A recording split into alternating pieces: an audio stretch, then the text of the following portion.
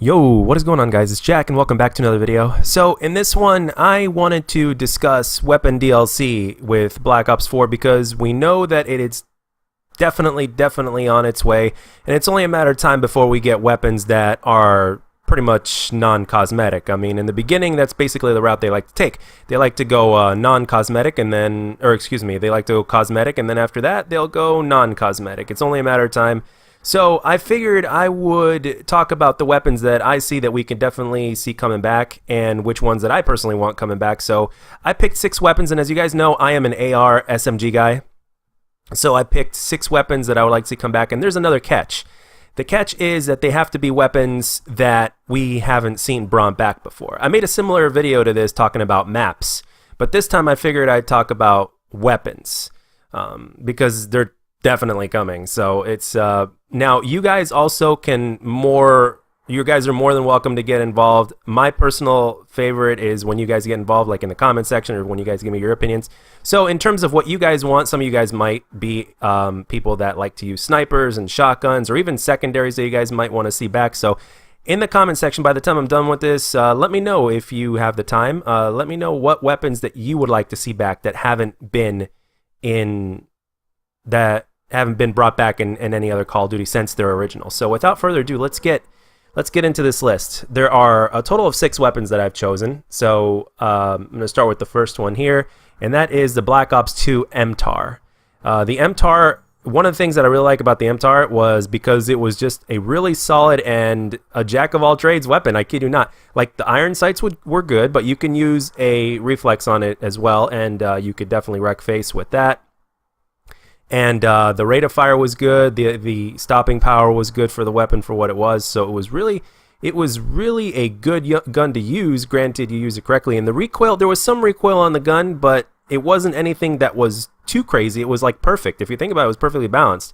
It just really didn't seem like this gun specifically had any sort of specific trait. I guess its own specific strength or trait or whatever you want to call it was the fact that it could do everything pretty well, but there was nothing in particular that stood out about the weapon, other than the fact that it was basically a well-balanced weapon in every single way, shape, and form, and there was no specific strength that it had. So the MTAR, I think, would make a really good addition to this game, and I really don't see why not. So let's move on to the next weapon on my list, and that's the Commando. The Black Ops 1 Commando was really good. The amount of power on the gun wasn't really as high as compared to a lot of the other assault rifles in the game, especially the slower firing rate ones, but that makes sense. Usually the slower firing rate assault rifles usually have more stopping power to make up for the slow fire rate. But the Commando, one of the things that was really good about the Commando, there were 2 things actually. Number 1, the iron sights were extremely solid, like very clear, easy to use. Now granted, you could use optics on it as well, but a lot of people didn't use optics for the Commando because the iron sights were really good, and you can use it again with a suppressor. A lot of people did use it with a suppressor, but the one thing that it really stood out about this in Black Ops 1 was the fact that the gun didn't have that much recoil. It was the accuracy gun of Black Ops 1. So and we haven't really had it ever since, which is kind of surprising, but at the same time it leaves the door open for it to make a return. And I think a lot of fans of Black Ops in general really like that weapon. So, and I don't mind it. And I know that there are weapons in this game that may have a few things in common with the weapons that I'm going to mention on this list. But with that being said, they can make those weapons their own. I mean, it doesn't take much to make a weapon feel a little bit different than the ones that they have now. So, especially with the 150 health, they really have no excuse because they can.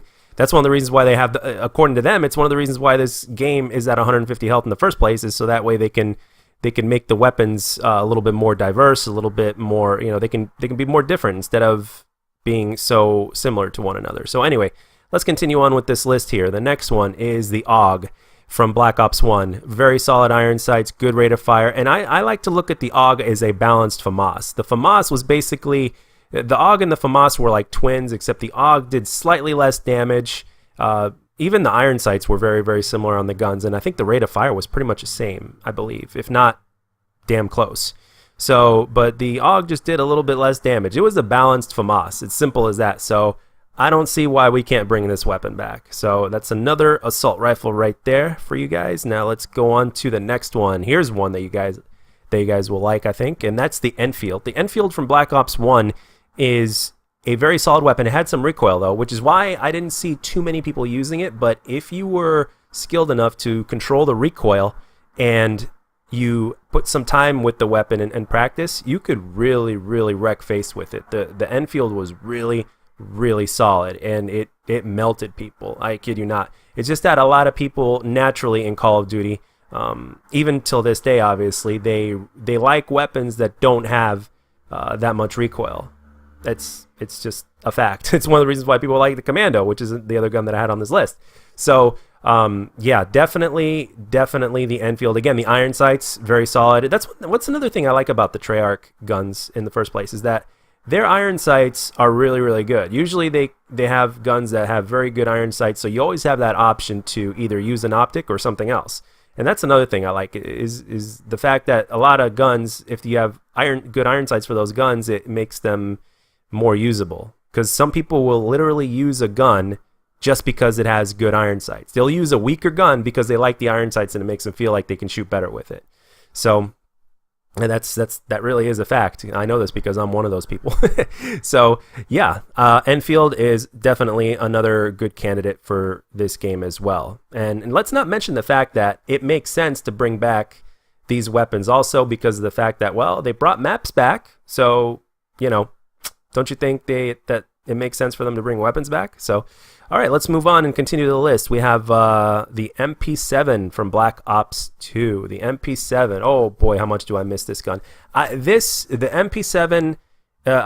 One good thing about this gun in particular is that it was also in the Modern Warfare games. So people that are a little bit more that side a little bit more with towards Infinity Ward or whatnot, those guys will definitely love it as well. And yeah, the MP7 has been used in the Modern Warfare series as well as the Black Ops series, and it's one of my personal favorites ever of all time. And again, the iron sights, the fire rate, and the power that it dishes out is very solid, very good. And the clip is just the perfect size for the weapon. It really is. Again, this is basically like the SMG version of an MTAR if you think about it. It really is a jack of all trades kind of weapon. You can use the weapon pretty much however you want.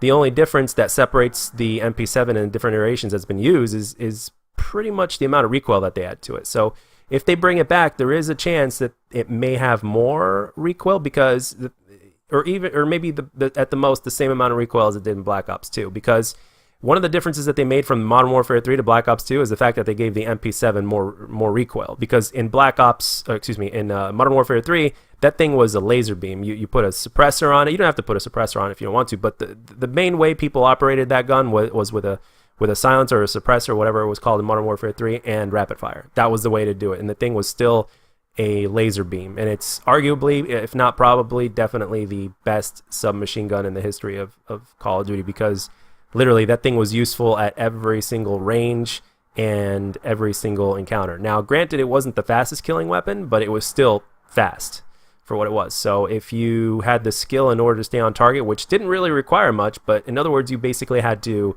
know how to use the weapon properly in terms of the angles that you chose and the decisions that you had to make in order to maximize your success with the weapon as well. So there are people that could use the MP7 very well because a lot of people did use it, but at the same time, if you really wanted to stand out and be one of the top tier players using that kind of weapon in Modern Warfare 3, it was basically about choosing your engagements. And once you did that, once you got that figured out, you were basically a god. So, all right, and we are down to the last one. And going back to Black Ops 1, the MP5K. The MP5K reminds me of the CUDA from Black Ops 3. And basically that's what it was. I mean, I think that's what they intended it as. And obviously the CUDA was absolutely a beast of a weapon. And the MP5K was basically a more balanced CUDA. And the reason why I say that is because the CUDA, if you had the skill to do so, and if you guys don't believe me, watch some of my earlier gameplays or earlier streams for Black Ops 3, like especially towards the end before this game came out, where I was using the CUDA quite a lot, more than I ever did during its regular life cycle, you'll see exactly what I mean.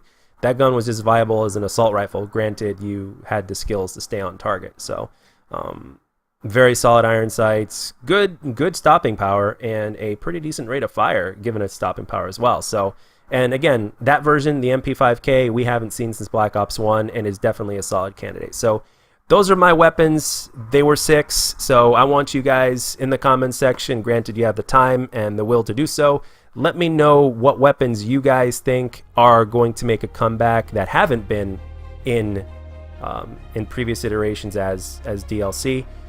And yeah, that's pretty much all I got for this one, guys. Let me know down in the comment section what you think. And again, they don't have to be limited to just ARs or SMGs. They could be anything from secondaries to shotguns and hell, even rocket launchers. Who cares? Anyway, that's all I got for this one, guys. Thank you very much for watching, and I hope you enjoyed the video. And if you did, let me know. And if you didn't, let me know what I can do to make my videos better. I'll catch you guys on the next one.